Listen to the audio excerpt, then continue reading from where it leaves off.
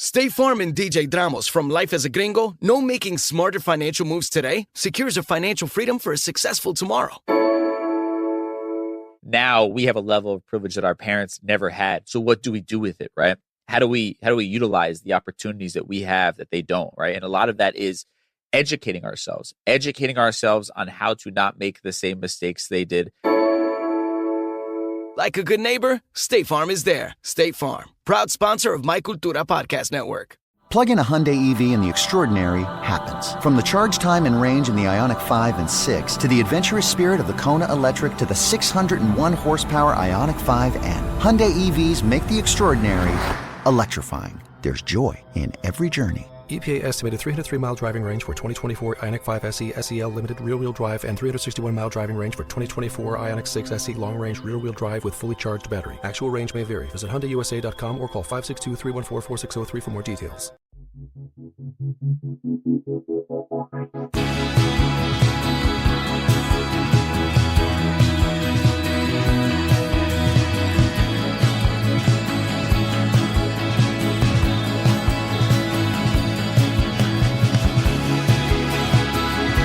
Listening to 100 Words or Less with Ray Harkins.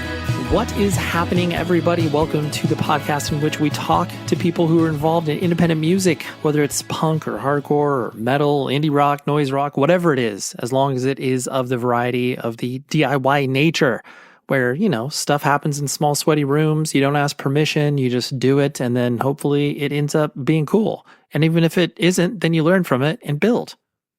Anyways, I have a thrilling guest on this week. His name is Duane Denison. He is the guitarist from the Jesus Lizard, and he also played in Tomahawk as well with Mike Patton. Jesus Lizard are back. This is a band I just never thought would, you know, come back and play shows and release new music, but they have a new record that comes out literally last week, I think on the 13th. Yeah, on the 13th. The record's called Rack. It's exceptional. They are not pulling any punches. They're not slowing down and, you know, having a many year hiatus, as it were. You know, I think it helped sharpen them. And I was a little bit nervous about this chat because Jesus Lizard, I know broadly speaking, has a reputation of, maybe being challenging, not only musically, but from the press perspective, which is frankly why I actually did not talk to David Yao, the vocalist of the band. But I've heard he's a pleasant person. It's just one of those things where I was like, I don't know. And Duane, the guitarist, raised his hand and said, I would love to do this. And we did it. And he is a great dude. And like I said, Jesus Lizard, I mean, a legendary band within the context of, you know, independent spirit, punk, hardcore, noise rock, whatever you want to call them. They definitely are a band that pushes boundaries and is one of those that is like, I definitely think that they're a, you know, deeper cut, so to speak. They definitely aren't like, you know, your Nirvanas and what have you, but all of those bands that did rise to huge prominence in the 90s always reference Jesus Lizard and point towards them as being very, very influential. And so I was excited to have this conversation and bring it to you. So let's talk about the ways that you can get in touch with the show and support the show. 100wordspodcast@gmail.com. That is where I just love to interact with you, whether it's ideas of future guests, whether it's music to share, whatever it is, whatever on your mind, you can share that with me. You can also leave a rating and review on the Apple Podcast page. Those help out tremendously. Same thing can be said on the Spotify page. Just visit it on your desktop, I think. Yeah, your desktop. And then you will be able to rate and review. Not review, but you'll be able to rate. And all of those things help recommend the show to people who need to hear about this show. So, eternal grateful thanks for those of you that do that. And if you don't do that, that's why you literally have these reminders on a weekly basis. I'm doing a ton of traveling. I'm recording some podcasts out at the New England Metal and Hardcore Festival very, very soon. And I'm excited about that because I love the festival, but I mean, it's Killswitch Engage, Nails, so many cool bands.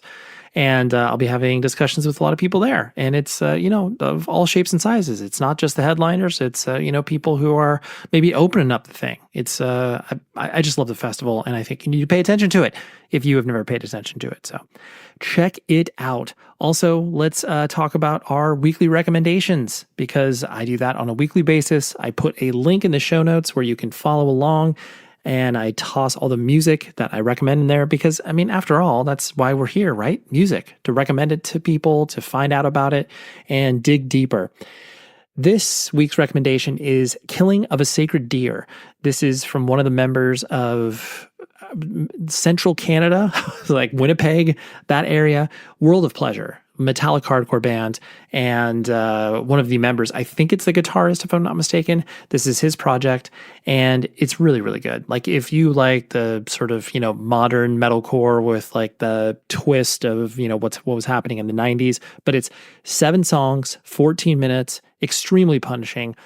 Very low vocals. I wouldn't call it guttural exactly. There are guttural moments, but it's really good. Very heavy. I just tossed it on once I saw the announce of the band existing, and I immediately fell in love. And I've been listening to it on the regular. So if you don't like metalcore, then don't check it out. It's plain and simple, because that is exactly what this is. So. Again, the EP, and it's the first release of Killing of a Sacred Deer, self-titled, 7 songs, 14 minutes. You can find it on any streaming platform now. It's really, really good. So, and also, next week, I was just staring down the number of episodes, and next week will be a 12-year anniversary of this show. I've been doing this iteration of the show for 12 years, and it's insane to say that number, but it's also absolutely incredible because this thing has given me relationships with you, relationships with artists who I respect, and has allowed me to travel all over the world, and it's just, man, it's so, so cool. So I got a great guest coming up next week, but until then, let's talk to Mr. Duane Denison, the guitarist from the Jesus Lizard. Let's go.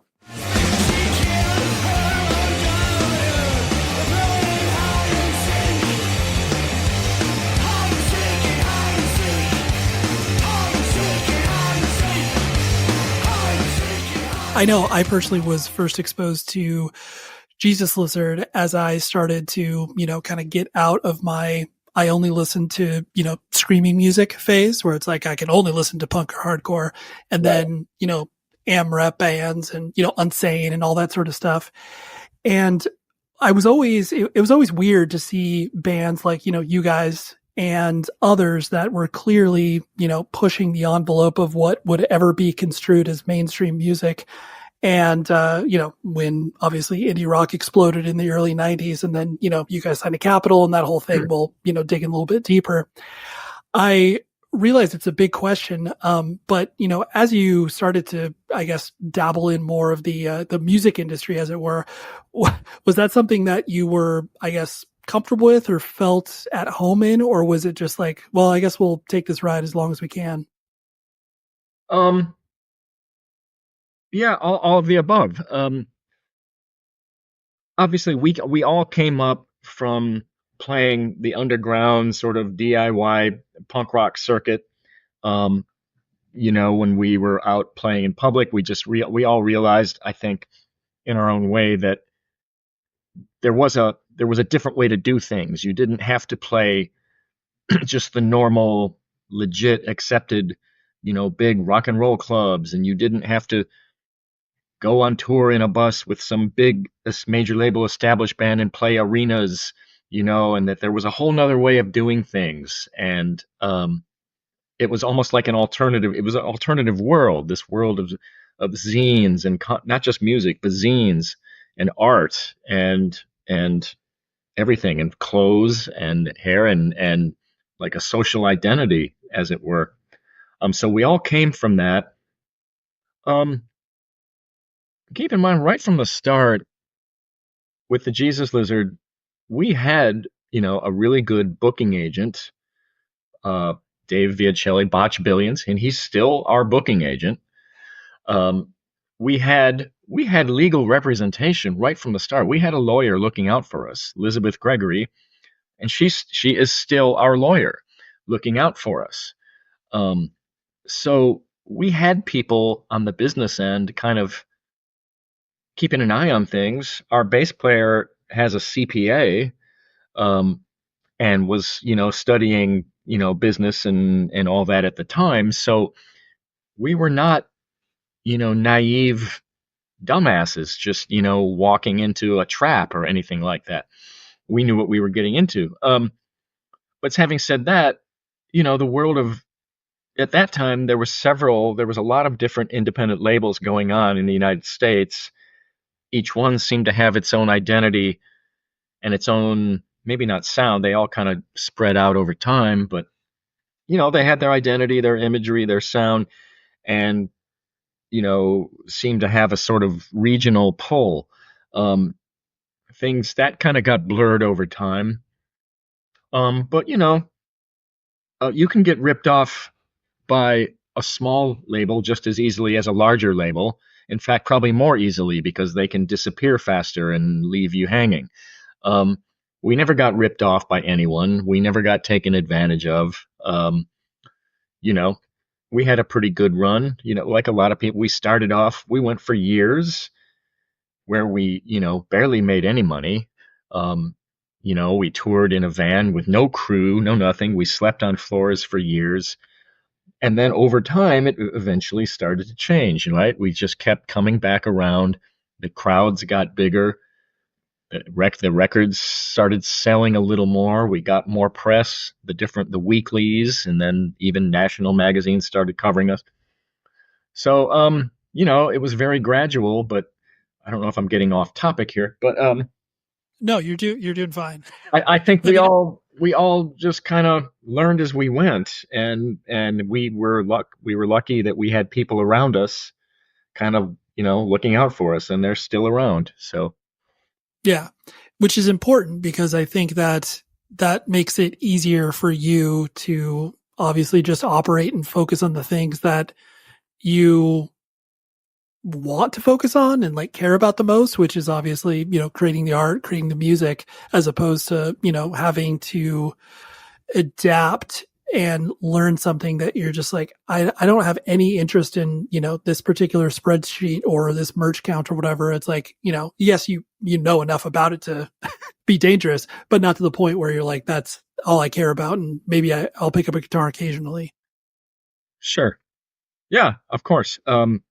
Anyway, yeah. Yeah. I'll pick apart a little more of your, experience with Jesus Lizard and obviously all the ins and outs with that. But I wanted to focus on you as a person. I know just sort of simple biographical stuff, like that's easy to find as far as, I know you were born and raised in Michigan, but what is your family structure look like growing up? Like mom and dad in the house, brothers and sisters? What was that life like as you were, growing up? Yeah, pretty normal, middle class, middle American kind of people. My folks, I'm 65, and so I was born in 59. My parents were in the generation that grew up in the Depression. My dad was in World War II, so they were very, solid, no nonsense kind of working people. Neither of them had degrees, but back then you didn't necessarily have to have a degree to get a decent job. So, we weren't poor. I mean, but we weren't rich either. So, I was always aware of money, the value of money, in the sense that, we always had a roof over our head and food on the table. And, they made sure we did our homework and, came in at night. But I would occasionally, I'd overhear them arguing at night about money, and things like money didn't grow on trees. And I would hear my dad say something like, I thought I told you not to write that check yet. And he said, but I had to. He needed shoes, And so I knew that there was value there, and that it wasn't just something you could just accept as always going to be there, that it came and went. I also watched them work their lives away at jobs they didn't particularly like, with people they didn't particularly respect. And then both my parents, the economy in Michigan in the 80s got really bad. Both my parents lost their jobs when they were pretty old, like in their late 50s. Both of them got laid off without a whole lot of without any big severance package. And I saw how badly treated they got, and I swore that wasn't going to happen to me. And that was part of my motivation. I mean, I was always motivated by music and art and things, but the economic side, it had made an impression on me pretty early on. But they were both also dabbled in music. My dad was a bit of a Renaissance man. He ran track when he was in high school. He was captain of his track team. They were state champs. He boxed. He did boxing in the Navy, and he sang with a big band for a while and was actually on the radio when he was a kid. He couldn't follow through on it. My grandfather worked, at Ford's, worked at the Ford plant and didn't have time for that nonsense. His mother died when he was young, so there was no one really to nurture that, so he had to give it up. But it was always there. So we had a piano in the house, and so he played piano. He played by ear and played the songs like the Frank Sinatra and Perry Como and stuff. And my mom played piano too. She read music and played classical. So between the two of them, there was always something going on. So I wanted to play music too. And I have an older sister. I had an older brother. He passed away a few years ago. My folks are gone now too. But we were encouraged to take piano lessons, which I did for several years when I was really young, learned how to read music, all that, really young. And then a guitar came in the house through my sister. I have an older sister. She's still in Michigan. And she was taking lessons at the local YMCA.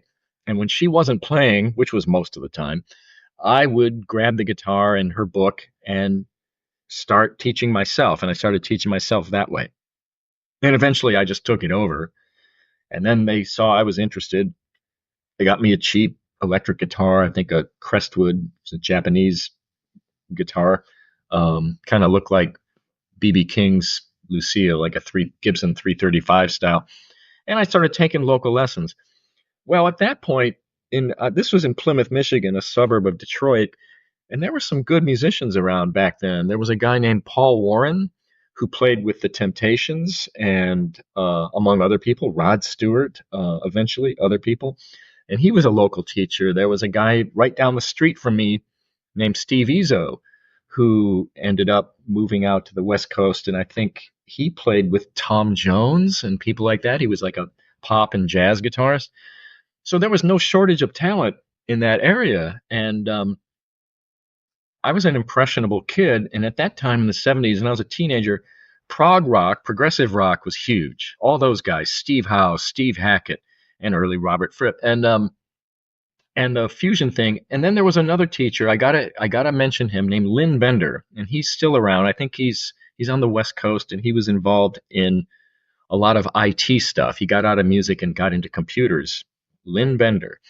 And he was a prog rock guitarist, and he was flamboyant. He had snakeskin boots and a cape, and he played in a band that played Yes and Genesis and Gentle Giant and all that kind of stuff.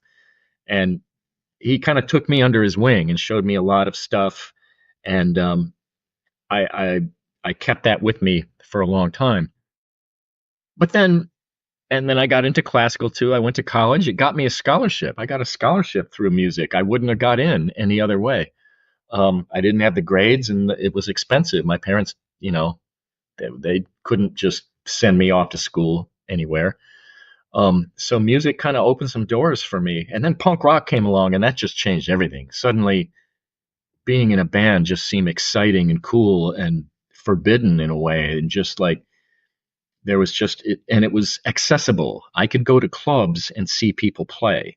You know what I mean? I didn't have to go to an arena and see some band 50 yards away. You could go to clubs and see top-notch bands, whether at that time, like Talking Heads or Ultravox or whoever.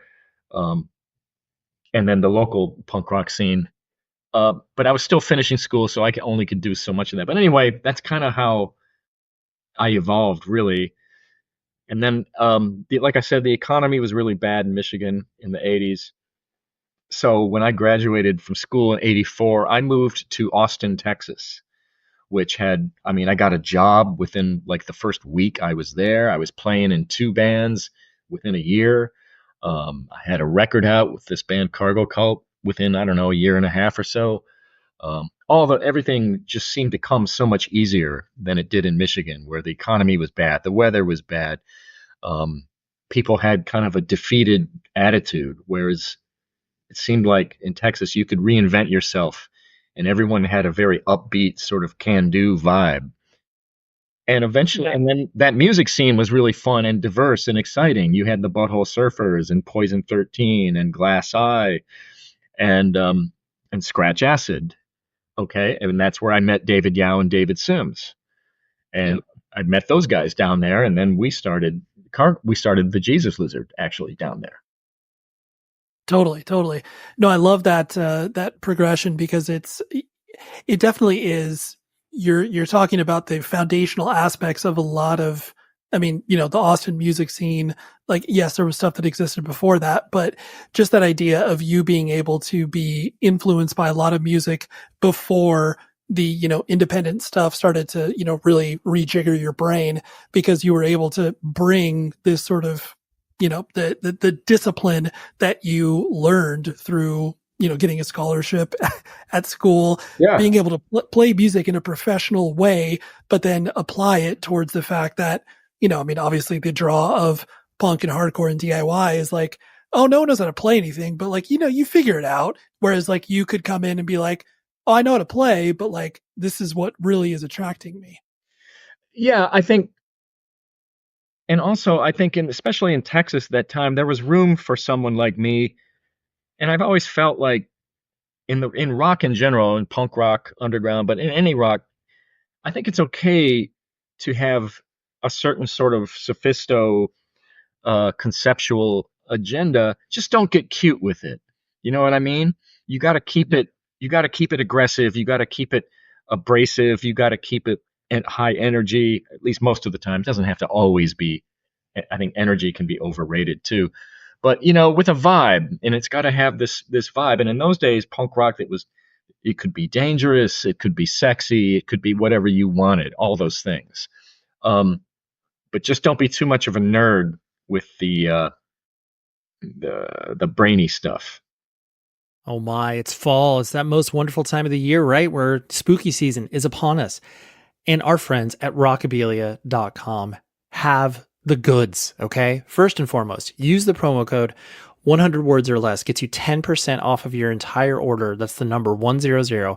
But they are rolling out some really cool collaborations. Like, they are doing an exclusive piece of merch from the awesome metal band Ghost. They literally have a lunchbox, a really cool design. It's just, it's limited edition. We're only talking like 666 bundles available. I mean, come on, you can't get any cooler than that. But Rockabilia sells you all officially licensed merch from bands of every shape and size and genre. And I just love what they do, because they are very efficient, amazing choices that they have on their website, and it's all officially licensed. So that means the bands get paid. You win because you get cool pieces of merch. The band wins because they get paid. And let's be honest, merch is the lifeblood of bands existing. So please go to rockabilia.com, use the promo code 100 words or less, 10% off your entire order, and get some stuff for you, get some stuff for your family. I mean, because Christmas is literally right around the corner, so there's no reason that you can't plan ahead. So rockabilia.com, enjoy shopping. This show is sponsored by BetterHelp. You know what it's like when you're a kid, all of a sudden stuff's getting shoved in your brain, whether it's like school, I got to learn how to tie my shoes, or learning a language, or all of these things that we do. And then, the Peter Pan quote always comes to my mind when they're talking about growing up, like, don't grow up, it's a trap. And granted, there's, traps that exist, whether it's like, oh my gosh, like, I'm too busy, I can't do anything. And, oh my gosh, like, I really only think about, work or whatever. Stop. Just take a moment for yourself and explore that curiosity. Explore that with a third party. And that is why BetterHelp, I just love therapy personally. And I think BetterHelp is such an incredible option for people to dip into that is all online. It's incredibly easy to access for people. And on top of that, if you are curious about therapy, there is no better way than to sign up using my promo code, of course. So go to betterhelp.com/Ray and you will get 10% off your first month. That's BetterHelp, HELP.com/Ray. I wholeheartedly advocate for therapy and ignite that curiosity. with someone else being like, hey, how do I carve time? How do I strategize? And then boom, your therapist is like, how about you do these things? And it's like, oh my gosh, you've just unlocked all this stuff in my brain.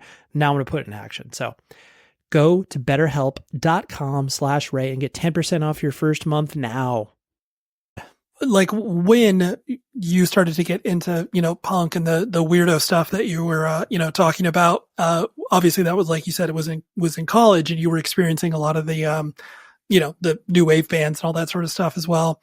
What do you think initially attracted you to that? Was it the tangibility of what you're talking about, going to, a small sweaty room and seeing like, oh, I can do some version of that, so I can participate. Or were there other things that were pulling you in? There was that, and then stylistically, at that time, especially with guitar-based music, American guitar-based rock, there was a very big divide. There was lead guitar and rhythm guitar, and especially the second wave, what people now call post-punk guitar players, especially the English ones, that division was blurred. Suddenly, with guys like, John McGough from the Banshees and Magazine, or Andy Gill from Gang of Four, or Geordie Walker from Killing Joke, Keith Levine from PIL, even Daniel Ash from Bauhaus. Suddenly, it wasn't either of those. It wasn't rhythm or lead. It was just, there was guitar, and you could do what you wanted with it. I didn't see a way in.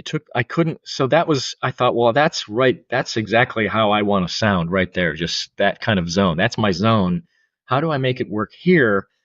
And at that time, it didn't seem like the indie labels, like there was that kind of thing had connected yet. It was all still at that time like Husker Du, Black Flag, Minutemen, that kind of thing, which is fine, and Ramones, that's fine. But then this new thing started happening in the States in the around the time I was getting near finishing up in college. Like on the East Coast, you had Sonic Youth and Live Skull and Band of Susans, that kind of guitar thing. What's his name? The composer, Glenn Branca. Okay, so you had that, and that was a different kind of use of guitar. And then in Texas, you had, the Butthole Surfers and later Scratch Acid. And then in Chicago, you had Big Black and stuff like that. And so I started hearing that stuff, and I thought, okay, I think I know where to go now. I think I know what these guys, I see what these guys are doing, and it's not quite the same as what I do, but they're kind of getting it plugged in. That's where I should be. And so that's where I went. Yeah, absolutely. Well, and that time was also so fertile of what you're talking about. The experimentation was, all over the place, because you had bands that were exactly what you're talking about, taking all of the cues of things that they liked from, punk, post-punk, whatever it is you want to call it, but then applying this, sheen of new ideas where it was like, oh yes, like, we're sort of, noise, whatever that may mean. We're not throbbing gristle, like we actually have, song structures or what have you. But just that idea of like everybody was kind of doing their own thing, and you didn't really know about it until you went to that city or toured through there or whatever, and was like, oh, wow, like this is kind of happening, tangentially to what it is that we're doing, but we didn't necessarily know about it because, obviously it was just pre-internet. Like no one had any idea what anyone was doing until they tripped across it, either by traveling through there or getting a record from that location. Yeah, people communicated by phone. Bands would come through on tour, and they would call it. They would make friends and meet people, and they'd call them, hey, can we stay at your place? Can you help us set up a show? I had friends in Ann Arbor, and, the Misfits would call, hey, this is Glenn, we're going to need a place. Can you get us a show too? And that kind of thing. And you kind of helped each other out. And eventually each city, every city and every college town had its own scene. And that's kind of how it evolved, isn't it? And then that grew, of course, that became bigger. But there was that, and there was that just that kind of interconnected thing. And then each city or college town or region, then it had its own bands, and then you would have zines and weird art things going on. And it was just a great thing. Over time, it became bigger and bigger. And then, yes, of course, people started making money. money at it and off of it. And that changes things.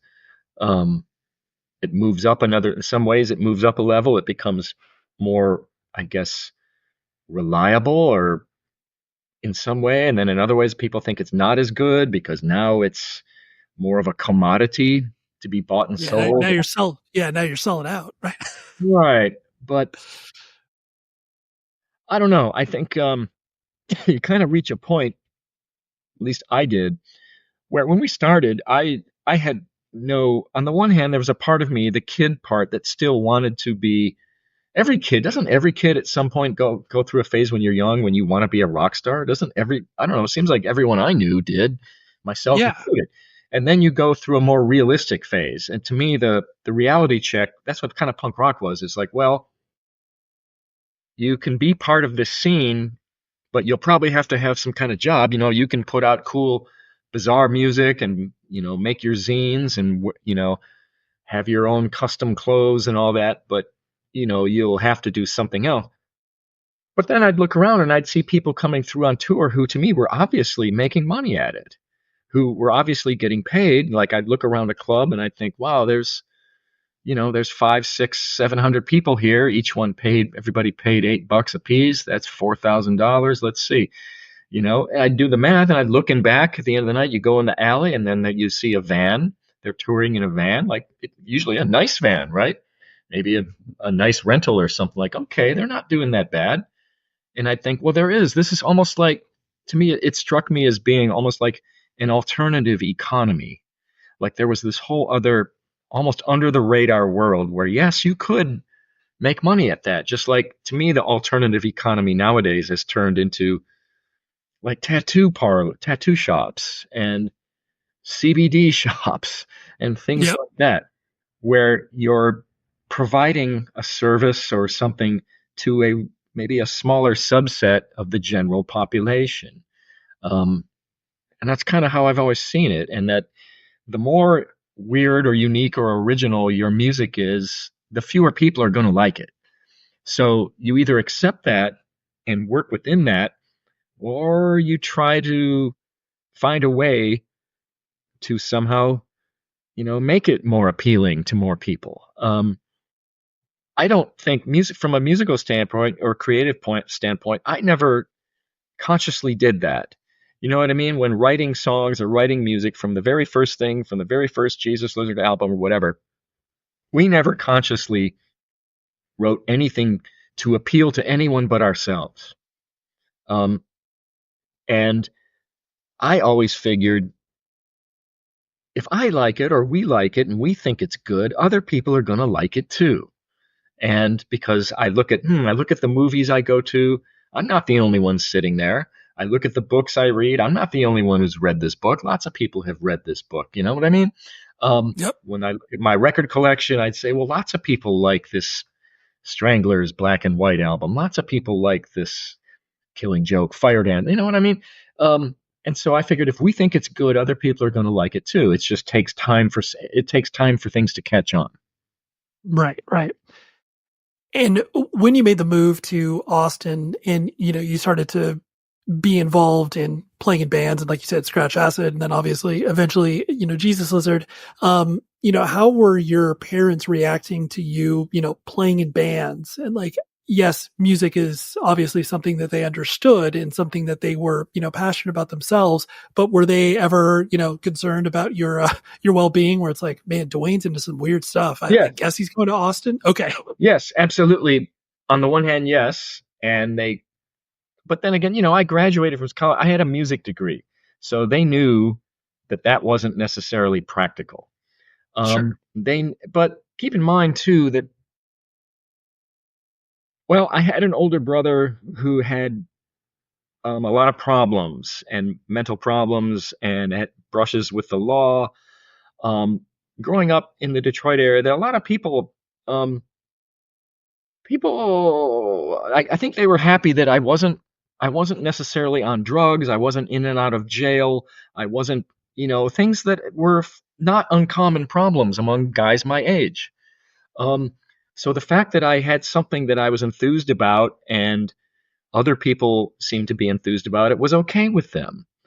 And when it really became okay was one year. Like I said, my parents, they were fairly middle class, normal jobs. Um, One year, I remember when things were going well for the Jesus Lizard, and we had to pay tax. I paid taxes quarterly, and by this time I was a self-employed contractor, and I'll never forget the looks on my dad's face when I told him what I was paying in taxes that year was more than he ever made in a year, and that hit home. Yep. And from that point on, he kind of got it. And it's not like it wasn't necessarily like we weren't millionaires, you know what I mean? Like it wasn't like we were, it was the Jesus Lizard. We were, a successful sort of mid-level, indie band. But we were on Lollapalooza. We, our albums did pretty well. But that's it, with parents, especially ones like them who had grown up in the Depression and all that, the bottom line was you have to make a living. And I knew that. And, when I saw that, and then I helped them economically, I helped pay off their house. And then my dad would give me he'd say, hey, the National Bank of Detroit's paying 7.5% on 5-year bonds. Why don't you send me some money and I'll put it in there for you? And so it's stuff like that. So yeah, they were concerned, but once it, like I said, at least I wasn't in trouble all the time. And eventually I made more money than they ever did. Right.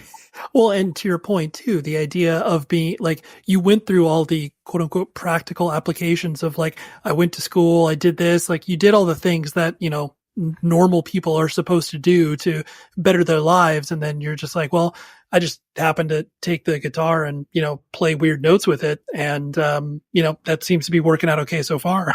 Yeah. And I can understand they probably, most people, you go to school, you get a degree in something practical, you get a job in that field, and then you just do your time. Then you just keep working your way up and all that. So it took me a while, and I kind of worked, I wouldn't say totally menial jobs, but I had, like manufacturing, factory jobs. But they always moved me up. I would work in quality control or testing, test department, stuff like that. So I could have stayed in that and just kept, I stopped doing music briefly in the 80s, and the company I was working for, Wayne Systems, they're still there. They made gasoline pumps. Okay. Still do. Petroleum dispensers, and they were one of the first to go digital. And so I was in the test department, testing and final assembly, and they were paying for me to go back to school. So I was taking electronics courses at night and working all day. And it was a grind. It just got to be a grind. I was tired and unhappy all the time. And then David Sims and David Yao were already in Chicago, and I stayed in touch mostly with David Sims. He's better at staying in touch with people, I think, at least writing letter. And he said, hey, I'm in this band with Albini. At that time it was Rape Man. He goes, we're about to break up, and if you move up here, we can get the Jesus Lizard going again. So I thought, you know what? It's now or never. I got to do this. So I did. Quit the job. Right. Quit the steady job, packed up, and moved to Chicago. Got it. I was going to ask you actually what, prompted the move, because I know that you guys, eventually went up to Chicago and stuff. So, and I'm sure that was really exciting for you to experience Chicago, because clearly another very experimental music town, and people were doing a lot of different things there. So like, did you feel, I guess, a kinship between the two cities, or did you feel like it was a completely different experience for you? Completely different. Well, Chicago is, 10 times the size, especially Austin. I'd been to Chicago. I grew up in the Detroit area, so Chicago wasn't that far. And it was, I knew what I was getting into. It was a big, rough, gritty town and big city. And you can fuck up and fall pretty far there. You know what I mean? You can get in trouble pretty easily, and you can go broke and find yourself in the gutter with no help pretty quickly there. And the music scene traditionally, they had everything, didn't they? I mean, Chicago's always been known for blues, and then, they had a punk rock scene. The Chicago Symphony is world renowned. it was just, we used to say, it's a world-class city where important things happen every day. So I was a little bit, I had trepidations too. I went there, I had to start over. We all moved in, got a cheap place in a bad neighborhood. I had to go out and get a job. The kind of jobs that were available, at least in the city, they weren't like the good manufacturing jobs I'd had in, say, like in the Detroit, sort of the suburbs, or even in Austin. They didn't have those in the city limits. They had to go outside, and I couldn't do that. My car had broken down. So, I kind of was surviving on menial jobs while doing the music. And I guess everybody does that.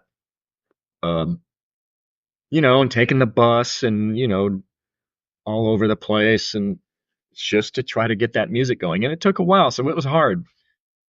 I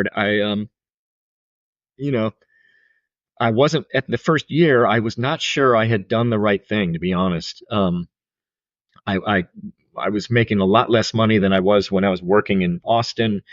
It's a big, cold, cruel city compared to, sunny Austin, where there's a big university and it's sunny and there are pretty girls everywhere, and, and the economy's good and it's the state capital. And whereas big, grubby Chicago, hard ass, pushy, and my neighborhood was all gang infested, and, you had to watch your step, man, everywhere you went. But yeah, we got through it. Yep, totally. Well, and especially too, where it's like when you start to assemble a band and you are playing with people who you're excited with, everything else, like whether there's any level of success, doesn't necessarily matter. It's just the energy that you start to feel, where it's like, wait, this is like, we're playing something that I really enjoy. And like everything else just starts to, kind of fade to the background, where it's like, all right, I'm going to see this until its logical conclusion. Right. Yes, you're absolutely right. And that's exactly what I think kept me going, and probably everyone else as well. Like, we felt like we had something right from the start. What? None of us knew exactly, but we felt like there was something there. And then when Mac McNeely, the drummer, he moved up too from Atlanta to Chicago to be in the band. And we didn't know him. We hardly knew him. David Yao had met him once, saw him play, had a couple beers with him after a show, and they exchanged phone numbers. And then years later, he says, I'm going to take a chance and call this guy. And it just turned out the timing was right. Mac, there was nothing keeping him there in Atlanta, and he came up. And that kind of sealed the deal there, too. He was just the right guy. He played great, and his personality kind of fit in with everyone, and it's good. Yeah. When you first started to, play shows, I mean, initially with Scratch Acid, then obviously with Jesus Lizard, like, were you, comfortable? Like, was it one of those things where you're like, wow, this is not what I expected it to be? Like, people are, paying attention to me in a way that makes me feel weird or uncomfortable? Or was it, like duck to water? No, it was just an extension of what I'd already been doing. I'd been playing in bands on and off since I was a teenager. So I was accustomed to that. And I would have been disappointed if they weren't paying attention. You know what I mean? We put everything into those songs. And, they're like your children. They're like family to you. And then you release them to the world. And then you get up in front of people, and man, that's everything. Getting up there and playing your songs and having people get into it, or, for better or worse, or good, bad, or indifferent, just getting up there and playing, was just, that made everything else worthwhile. That kind of, that release and that excitement. There are so many things that I enjoy about doing this podcast, but one of them is cluing you into amazing companies that I just absolutely love, and I know you will as well. Evil Greed is the place where you need to point your web browser and buy merch, whether it's t-shirts, whether it's CDs, vinyl, hoodies, like they got it all, but they have a very specific point of view. I like to say they travel in the artistic heavy stuff, but trust me in saying that when you listen to this show and you have an interest in independent music, you absolutely will find I don't know, 500-600 items that you're going to want to buy. But let me list some of the bands and labels they work with, whether it's Triple B, Flat Spot, whether it's Sargent House, whether it's bands like Angel Dust, Touche Amore, Jive Bomb. I mean, like it's a great cross section of what makes independent music so cool, and frankly aligns very well with the sort of guests that I have on this show. They ship out of Berlin, Germany, but don't let that scare you in the US, because the shipping rates are very advantageous for us. So just you're going to have no worries whatsoever in ordering from them, and you're supporting independent business. These are run by punk and hardcore kids that just love the music and want to get it out to you in a very easy and efficient way. And, you know, if you're a band touring Europe, like definitely point your browser that way. Maybe hit them up with an email and be like, hey, can we work on something together? So it's a great company. I love them so much. And I'm glad that you are now looking at the website being like, oh, actually, Ray, you weren't lying about this. So evilgreed.net, go and shop to your heart's content. Virginia football fans, picture this. You bet on your favorite player to score the first touchdown, and he throws an awesome block so his teammate can score instead. If this happens, BetMGM wants to give you another chance at the end zone. With BetMGM's second chance promotion, you get your stake back if your first touchdown scorer scores second instead. That's right.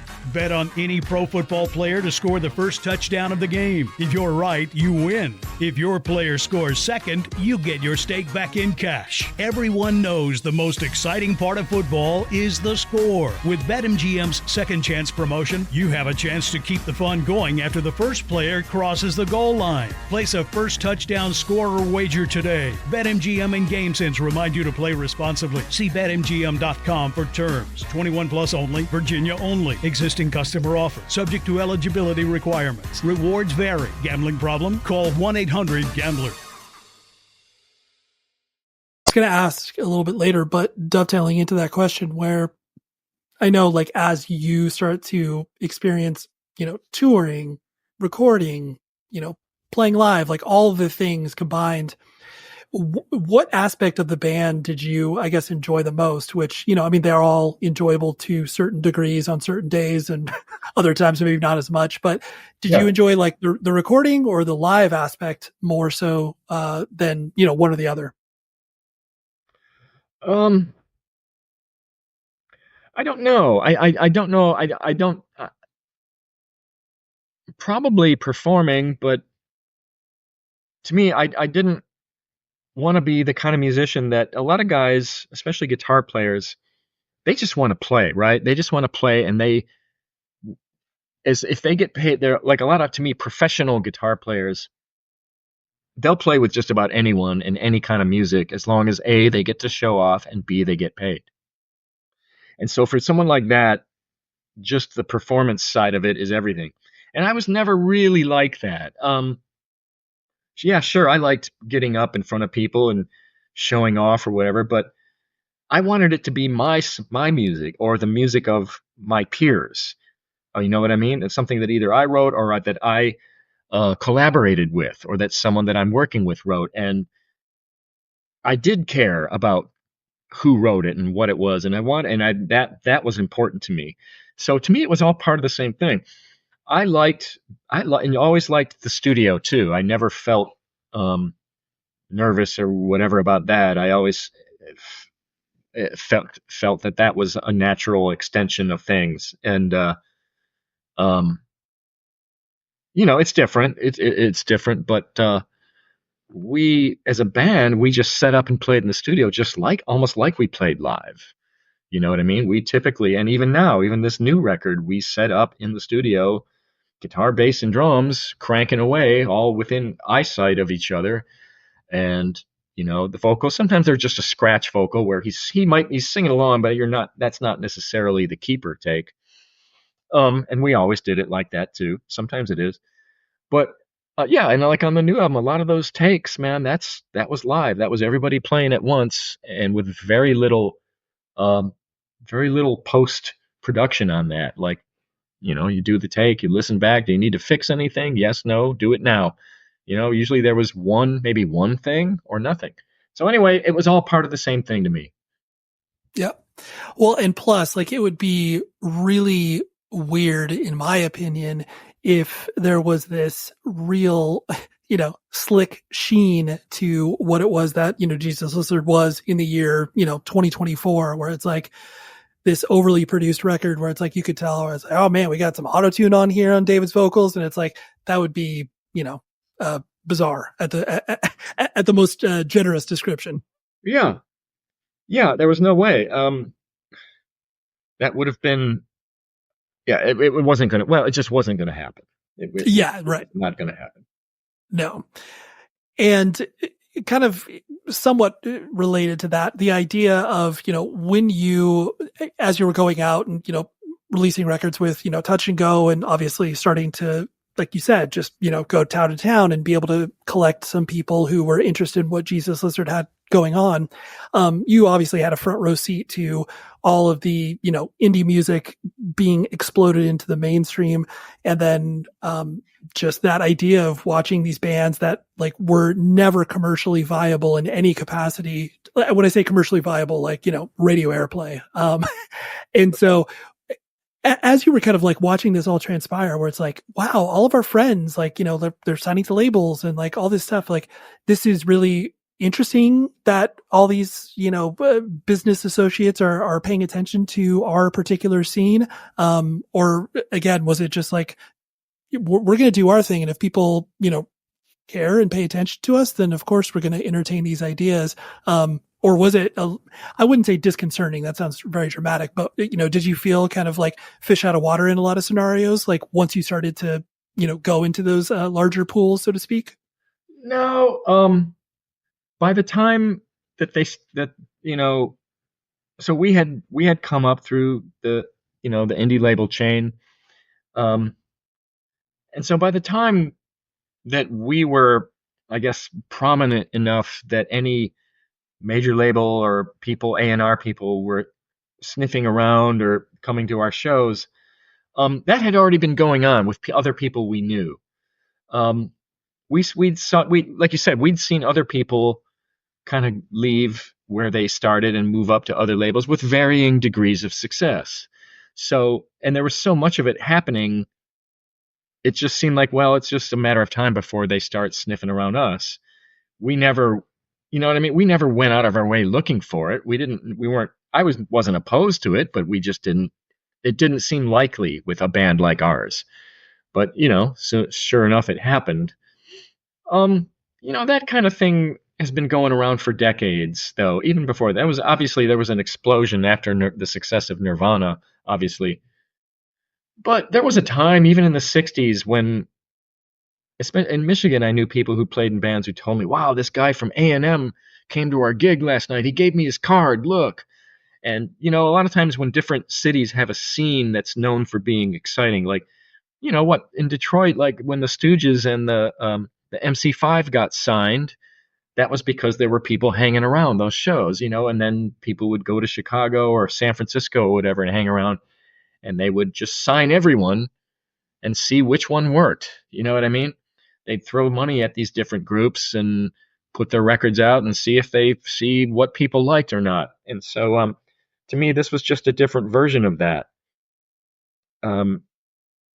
It was funny. I mean, I had never seen before, it on that level where something as deeply underground as Nirvana would get so big that you could go into a Target or a Kmart and have the grunge clothing section, grunge approved tags on clothing and things like that. But it didn't last long and it went away, and here we are. Yeah. And then, right. Exactly. And I think that it's, I mean, especially looking at all of those things in retrospect and looking where the music scene broadly is speaking now, it's like the concept of, selling out to anybody under the age of 35 is like such a laughable concept, where it's like, what do you mean? Like selling out? It's just buying in. It's just being able to like let my band exist if I, place a song in a commercial. Whereas like, obviously that was, suicide at one point. And, yes. Yeah. Let's talk about that. So we got flack for signing to Capitol, and some people called us sellouts and that. And it's like, dude, where were you? Where were you when we were literally starving? Where were you when we were struggling on our way up? I hadn't been to a doctor or a dentist in years at that point. You know what I'm saying? I didn't have health insurance for years, and I was in my 30s. And suddenly I can do all the things that other people take for granted as being normal. I can finally do them again. So Right. it didn't bother me. What was annoying to me also is that it was just that attitude, that level of criticism, calling someone a salad, that comes from such a place of entitlement. It comes from such a lofty gatekeeping sense of entitlement that you don't hear it anymore, do you? And because look what happened. Okay, we were signed around 96, 97. 10 years later, say around 2007, 2008, people just stopped buying music, didn't they? Suddenly everything was streamed. Suddenly you couldn't be a sellout. Everyone was a sellout. The people not buying music, the same type of people that are criticizing us, are now just streaming music through their phones. So fuck that. It shows how wrong they were. And nobody cared. And so now when a band gets a song in a commercial, people are like, oh, good. Yay, you guys, maybe you can, help pay off your parents' house. Oh, cool. Right. And I like that song. I like hearing songs like that in commercials. That's good. Totally. And so absolutely. the whole thing flipped over. And now they don't even have record stores anymore. Okay, that we didn't make that happen. It wasn't because of us. We were trying to sell more records. Right. So the whole thing is just ridiculous. It's just privileged. It is. Privileged people criticizing people for being ambitious and hardworking. Fuck it. I'm over it. I was over it a long time ago. Oh, absolutely. Yeah. And I mean, I think the collective, band experience breathes a sigh of relief once that, once that did not even become part of the discussion. Yeah. And now, look at us now. And now we're back putting an album out on an indie label. And we're right back where we were. So, it's funny how these things work. Totally. On that concept of, when you were just touring, relentlessly in the early 90s. And then, you've obviously toured in different iterations since. Did stuff with Tomahawk and everything like that. What's your relationship been with touring, broadly speaking? Is it one of those things that, you enjoyed it at one point, now it's a little bit of a grind, or, how do you balance that in your head? Obviously, I'm a lot older than I was when the Jesus Lizard were in the 90s. Obviously, it's 30 years later, so that's a lot of time.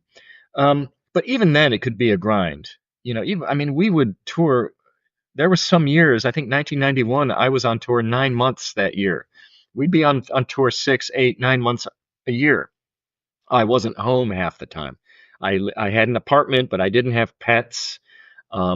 Relationships were hard to keep going because you come back and every time I came back from a tour, it would take me like a week just to feel normal. You know what I mean? So I wasn't out of my mind all the time. And you could see it. The way I look in pictures, it's like, oh my God, this guy's nuts. But at the same time, it was enjoyable. We would be gone for weeks and months at a time. And I just can't do that anymore. None of us can.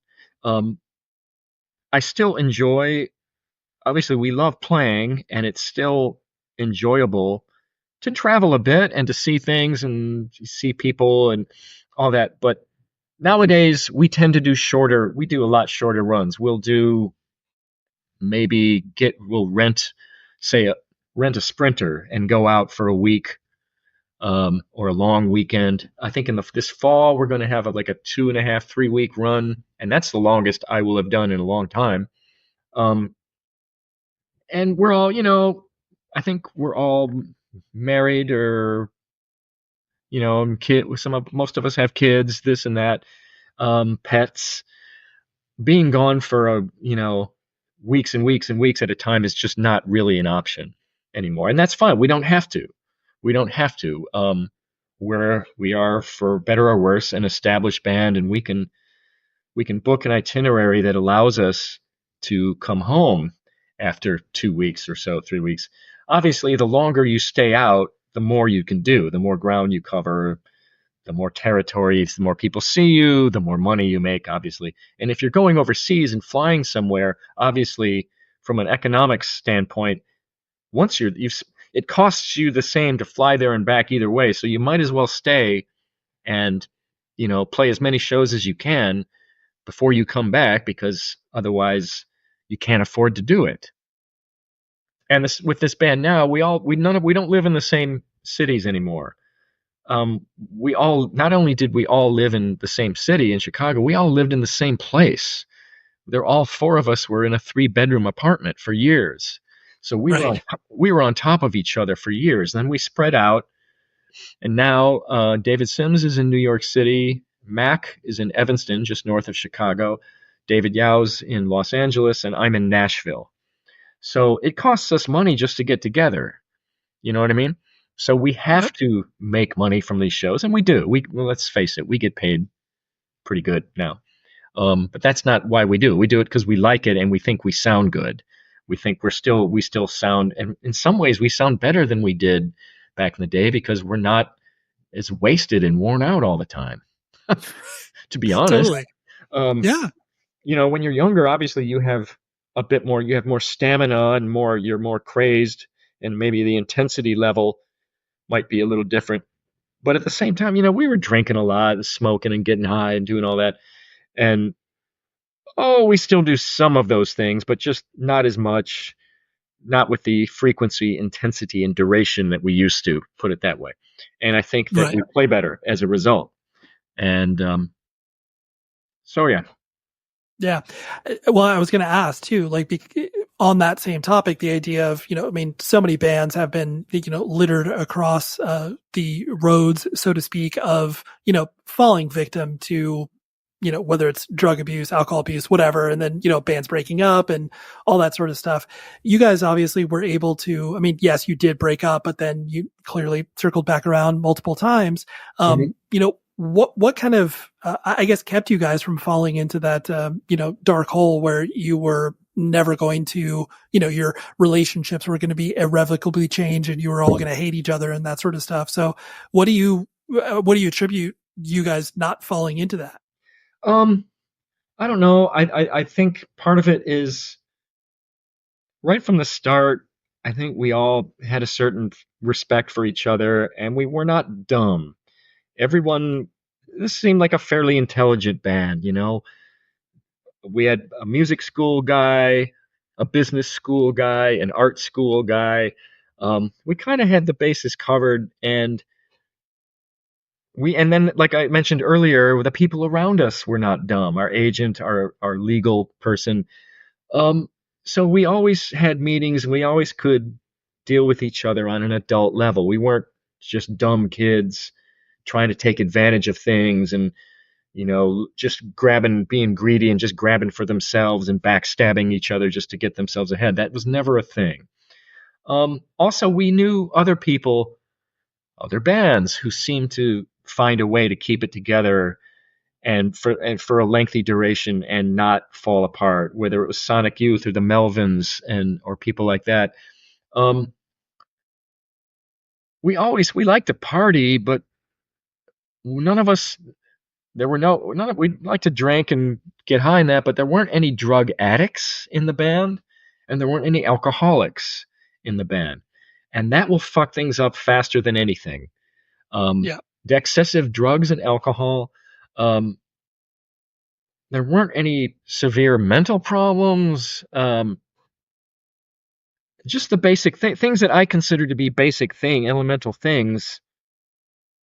None of those problems were there, and we managed to stay in touch. There's times with any group of people, let's face it, you get tired of being around each other. We would get aggravated with each other. Well, it's just like with a family thing. Well, then just avoid that person as much as you can for the next couple days. Take a break. Take a break. Yeah. Get away. They're not going anywhere. You're not going anywhere. It's like just with a job or anything where there's going to be some people you like more than others. You just have to learn to deal with it. And I think we did and still do. And we we always remained friends, even when we were in different cities, when we weren't getting back together to play. We always stayed in touch. I was doing other music with Tomahawk, and I'd come through town and see those guys. And we've always been pretty supportive of each other. So I feel lucky in that regard. But I think just again and again, I watch things on TV, documentaries about like music people. And I just can't finish them. I get about 2/3 of the way through, and whether it's Johnny Thunders or whoever, and I just feel like these people were so dumb, and they were surrounded by dumb people, and who didn't, Sure. and they didn't address problems, and they didn't, again and again, I watched, and I just can't watch it anymore. Like, why didn't someone say something? Why didn't, this is so obviously things are bad or wrong or whatever. Why didn't someone intervene? So I don't know. We just managed to avoid a lot of the potholes, really. Yeah, absolutely. When, after Jesus Lizard broke up and moved to Nashville, and like you were obviously still, being creative and playing Tomahawk and stuff like that. When did you notice like and I'm using air quotes here, like the legacy of Jesus Lizard, where it's like, people were still talking about the band, even though, you guys had broken up and disbanded. When did that kind of start to, I guess, come back to you from just a public perception thing of like, oh, people are, I'm playing with Tomahawk, but people want to talk to me about Jesus Lizard or whatever. As soon as I moved to Nashville, Okay. As soon as I moved to Nashville, I was getting that. And we had played here a few times. We did a tour with Sonic Youth where we opened for them, and people remembered that. And I moved here and took a gig playing with Hank Williams III. And so he was a fan right away. But I found when I moved here, it was news. Nashville was so different then. This is 25 years ago. And it was smaller, and the music scene, there was the big time country music scene, and then a very small indie scene. So when I moved to Nashville, that was music news. That was funny. I heard from people that people would drive by, that Duane Denison rents that house there. Now it wouldn't be news at all. Now you've got the Black Keys live here, Jack White lives here, Kings of Leon live here, and then the huge country stars, etc. You know what I mean? So I noticed right away. And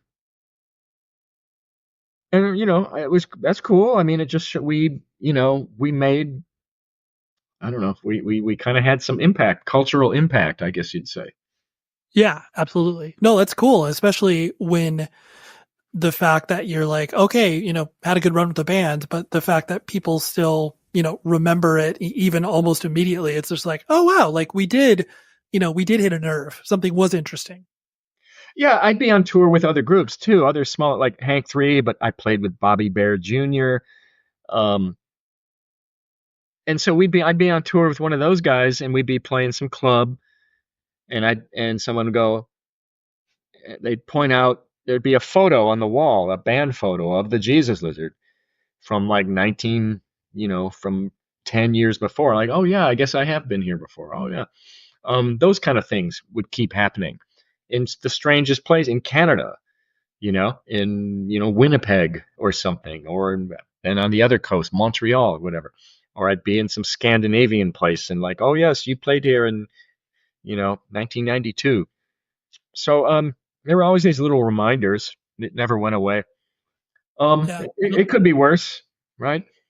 Absolutely, it's great. The fact that you are still, you still care about music, you are still connected, you obviously are still, being creative with Jesus Lizard and putting out a new record. Because I mean, the joke commonly is that like, people, well, it's not even a joke, it's reality. Like, people stop listening to, new music and stop caring about that when they're, 32, 33 years old or something. Mm-hmm. What keeps you motivated to still, be creative? Because, at this point, like, I know you were, well, I don't know if you currently work in a library, but I know you are a librarian. Like, you could quote unquote settle into a, normal life as it were, but you still feel compelled to do this. What kind of keeps that fire in your belly? I don't know. It just kind of builds up. It's just that those ideas and energy and the motivation to kind of go out and make something happen. It just sort of accumulates or ferments or something over time until you got to do something with it. You got to get it out somehow, even if you just record it or something. I imagine it's probably the same thing that a writer has. They just have to, even if you just sit down and write it out for yourself, you got it out. You cleaned out your mind. Yeah, so I did step off for a while, and I worked at the library for 8 years. I'm not there anymore. I'm back to doing music full time. But I played a little bit. I did some shows. I did a Tomahawk album, and I played on session with Jack White, and sat in with a few different people, Wilco and others, and played some short Jesus stuff. But I mean, part of the reason that the new album that's now happened is because we had accumulated ideas over time, and they had to come out. And when we got together and threw them together, there they were. But I don't know. I think, and then there's also just curiosity. I just want to hear things. I have an app on my phone called Hoopla, and the Hoopla app is hooked into my library card, and I get 15 selections a month of things. So now all these weird composers that I always wanted to listen to, but I couldn't necessarily afford to go out and take a chance. Albums are expensive, right? You take a chance on something that that you don't know about, you've heard of, but you haven't heard it. You don't know if you're going to like it or not. Well, now I can go listen to them all and decide if I like them or not. I just like hearing what other people are doing. And just today, I just bought two albums by The Smile. You know who that is? Oh, yeah. The Radiohead project, right? Yeah, and I wanted to hear it because I think Johnny Greenwood does good stuff, and I hadn't heard it. And I thought, okay, so I actually went out and bought those. Or what else did I buy recently? Jazz Coleman from Killing Joke, his orchestral stuff. Oh, yeah. I bought a couple of those just to see, and I was like, oh, that's pleasantly surprised. Yeah. I would, the last thing I want to hit on is I'd be remiss if I didn't talk about your, library life, because I think that's something that, like, when people are, are pursuing creative arts and are, touring, playing music or whatever, like that inspiration that you get from, existing in real life is so crucial, I think, because I mean, you and I both know that there's many times where, bands like second or third record, they're just talking about, man, life's crazy on tour. And it's like, that is such a cliche in and of itself. But anyways, the reason I'm bringing up the library aspect was like, what, first of all, what drew you to that? And second of all, what, were you finding, I guess, inspiration in, being surrounded by all of this other art? Yes. Well, that wasn't my first library job. I had worked in a library for a couple years when I was in college, and I worked in the college library at Eastern Michigan University in beautiful Ypsilanti, Michigan, right in between Detroit and Ann Arbor. So I had done that before, and I've always been a reader. I'm a fairly bookish person. And I like books. I like novels. I like bios. I like sheet music. I probably have more sheet music than most guitar players, I wouldn't call myself a collector. I mean, when I buy something, it's with the intent of using it. So I've always gotten inspiration and ideas from those things. And so to be, surrounded by it was great. It was a nice benefit. But working in a public library, especially now, is different. It's not necessarily the easy job that you might think. A lot of people think, oh, a library, it's clean and quiet, and there's a lot of old ladies and clean, yeah, quiet, not always. Libraries in the United States nowadays, and probably North America or in general, are community centers. Yeah, there's books and things, but a lot of people go in there, for instance, just to use the public computers or just to get DVDs. And there's problems in libraries, and you have to learn to deal with that too. Whether it's homeless people or people with untreated mental illness, because it's free, right? You're open from the morning till night, and it's free, so people can come in there, and it's a haven. It's a haven and a sanctuary, but it can be, you have to be careful sometimes. Or rowdy, just teenagers who just want to, create a disturbance, be disturbing and distracting to people. You have to kind of be an enforcer at times. You have to tell people no. You have to tell people they got to leave. So there's that. So it wasn't easy. And then nowadays, people can be very rude. I said the public, people can be awful, just rude and condescending and just this entitlement or just looking to cause problems, looking to have things to complain about. But the good outweighed the bad. And, it's a community center, provide a service. Not everyone can afford computers. They have classes. They have big meeting rooms and program rooms where there will be classes, everything from cooking to gardening to music. I actually did some music classes. So it was good that way. But yeah, I've always been kind of a nerdy guy, and I try to transfer these nerdy ideas into loud rock guitar. Right. That's what I do. All right. Thank you very much, Duane, for hanging out and talking to me about libraries. Because, man, if you haven't visited your local library, just do it. It is the best place. And also, while you're at it, check out the new Jesus Lizard record. It's called Rack. It just came out. Listen to it. It's really exceptional. So, and shout out to Monica, his PR person, who is a great human being and brings me great ideas. So, love to see it all work out. Next week, like I mentioned, is a monumental 12-year anniversary of this particular show. And I have a really, really great conversation with a Oscar winner. This is a person who invited me over to his house. He won an Oscar, and he also is very in-depth connected with the punk and hardcore scene. His name is Cord Jefferson. He is the director of American Fiction, who won a Oscar for, I think it was adapted screenplay, if I'm not mistaken. And he was the writer of it. And I was astonished that I was able to even trip on his, sort of punk fandom. But I saw him wearing a Propaganda shirt, and I was like, wait a minute, this seems interesting. And then turns out we have a lot of mutual friends, and he goes really deep with this stuff. So that's what we have next week, a celebration of this particular podcast and the conversations we've been able to have around it. 12 years. Holy moly. So next week, Cord Jefferson. Stay tuned, subscribe, follow, all those things that you do. So until then, please be safe, everybody. This podcast is supported by BetterHelp, offering licensed therapists you can connect with via video, phone, or chat. Here's BetterHelp Head of Clinical Operations, Hesyu Joe, discussing who can benefit from therapy. I think a lot of people think that you're supposed to be going to therapy once you're like having panic attacks every day. But before you get to that point, I think once you start even noticing that you feel a little bit off and you can't maintain this harmony that you once had in relationships, that could be a sign that maybe you want to go talk to somebody. There's always a benefit in talking to someone because we can all benefit from improved insight about ourselves and who we are and how we behave with other people. So if you're human, that's like a good indicator that you could benefit from talking to somebody. Find out if therapy is right for you. Visit BetterHelp.com today. That's BetterHelp.com. High Five Casino. High Five Casino is a social casino with real prizes and big Vegas hits at highfivecasino.com.